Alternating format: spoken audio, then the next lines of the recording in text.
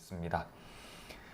자, 호르몬 수용체 복합체, 호르몬이 이제 분비 기관으로부터 이제 혈류를 타고 이 표적 기관으로 와서 호르몬과 수용체의 복합체를 형성을 해서 이제 이 가지고 온 메신저로서 가지고 온 메시지를 이 표적 기관의 세포에게 전달을 한다라고 말씀을 드렸고, 거기에 그런 복합체의 종류들 중에 뭐 이온 채널을 이용하는 방법, G 단백질을 이용하는 방법, 그다음에 효소와 연결되어 있는 그런 어떤 방법들을 이제 간략하게 말씀을 드렸고, 이러한 대부분의 어떤 호르몬, 이러한 이제 지금까지 말씀을 드렸던 이런 연결 수용체들은 이제 대부분 그 수용성 호르몬에 관련된 그런 내용들입니다. 그래서 그 인지질이라고 하는 세포막을 쉽게 통과할 수 없는 호르몬들이 세포 안으로 자기가 가지고 온 메시지를 전달하는 방법에 대해서 이야기를 드려봤고요. 오늘은 지용성 호르몬, 그러니까 지방과 조금 또는 지질과 조금 더 뭔가 좀 친화력이 있는 그런 호르몬들이 이런 이 표교적 기관에서 어떻게 신호를 전달하는지에 대해서 간략하게 한번 말씀드려 볼까 합니다. 자, 지용성 비타민이 아니라 지용성 호르몬 또는 지방 친화성 호르몬이라고 하는 이 호르몬의 한 종류로는 이러한 호르몬들의 종류로는 부신 호르몬, 상선 호르몬이라고 하는 그런 스테로이드 구조로 되어 있는 호르몬들이 있고요. 그다음 갑상선 호르몬, 그다음 레티노이드 호르몬이라고 하는 부분은 제가 그 비타민 A와 관련 있는 그런 호르몬입니다. 비타민 A가 산화가 되어가지고 호르몬으로서 작용을 할 때 레티노이드 호르몬이라고 얘기를 하고요. 그다음 비타민 D도 비타민 A, D, K는 지용성 호르몬이라는 것을 잘 알고 계시죠. 그래서 레티노이드 호르몬, 비타민 D와 같은 이런 지용성의 어떤 성질을 가지고 있는 호르몬들은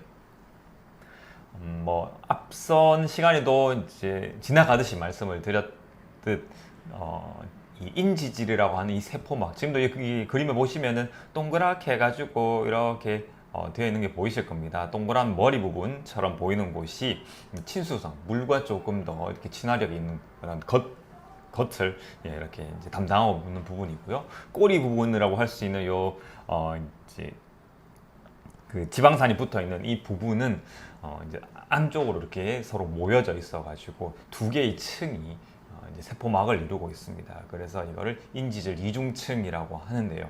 이게 세포막의 가장 기본적인 구조입니다.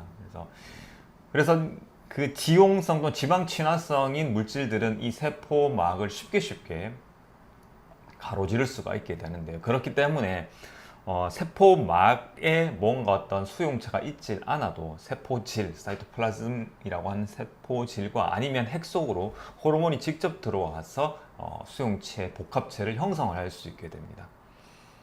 그래서 이 세포 내부에 있는 이런 단백질 수용체 또는 호르몬 수용체와 결합하고 상호작용을 하면 그 세포질이나 아니면 세포의 핵 속에 있는 그 호르몬 수용체 복합체가 유전자를 활성화시키게 되거든요. 그 유전자, 그 DNA에 호르몬과 반응하는 요소가 있습니다. 그래서 거기에서 특정 유전자에 대한 정보를 이제 전사를 한다든지, 아니면 또 전사를 억제한다든지, 또는 mRNA를 형성한다든지, 이런 어떤 뭔가 단백질 형성에, 세포 안에서 만들어진 단백질 형성에 뭔가 이렇게 좀 변화를 일으켜서 이런 지용성 호르몬이 세포로 들어가고 난 다음에 한 수분이나 또는 수시간 또는 수일이 지나면 이 세포 안에서 새로운 단백질이 나타나기 시작을 하게 되고, 그 단백질이 이런 세포의 기능을 조절을 하게 되는 이러한 작용 메커니즘을 갖고 있는 게 이런 지용성 비타민이거든요.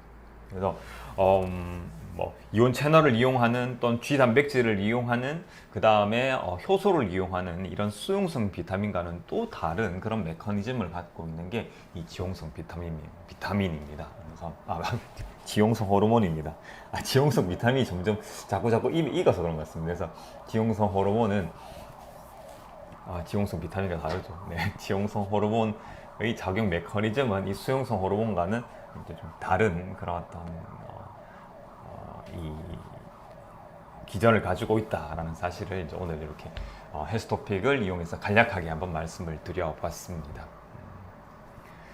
그래서 이제 이 호르몬은 이 수용체 복합체를 형성을 해서 세포 안으로 이제 표적 기관에서 가지고 왔던 정보를 전달을 해서 우리의 어떤 생명 활동을 유지될 수 있도록 하는데, 거기에는 이제 이온 채널을 이용하는 방법, C단백질을 이용하는 방법, 효소를 이용하는 방법, 아니면은 세포 안에 있는 수용체를 직접적으로 이용을 해서 유전자를 활성화시키는 방법, 이렇게 네 가지고서 한번 여러 시간에 걸쳐 가지고 말씀을 드려봤습니다. 그리고 분명히 아셔야 될 거는 아직까지 우리가 알고 있는 게 이 정도다 라는 것을 꼭 기억해 주셨으면 좋겠습니다. 이런 어떤 과학이든, 과학은 항상 이그노라무스라 그래서 우리는 모른다라는 그런 어떤 이제 전제 하에 시작을 하는 학문이고, 지금까지 우리가 많은 연구를 통해 가지고 우리 인체에 대해서 많이 알아가고는 있지만은 완벽하게 알지는 못했고 아직까지 빈 지도를 채워가고 있는 그런 어떤 과정에 있다는 사실을 꼭 기억해 주셨으면 좋겠습니다. 그래서 우리가 우리의 생명 활동을 바라보는 관점은 여러 가지여야 되고, 그 다음에 그러한 다양성 속에서 우리의 건강을 회복할 수 있는 그런 어떤 방법들이 다양하게 나타날 수 있다는 것도 잊지 않으셨으면 좋겠어요. 오늘 헬스 토픽은 여기까지입니다.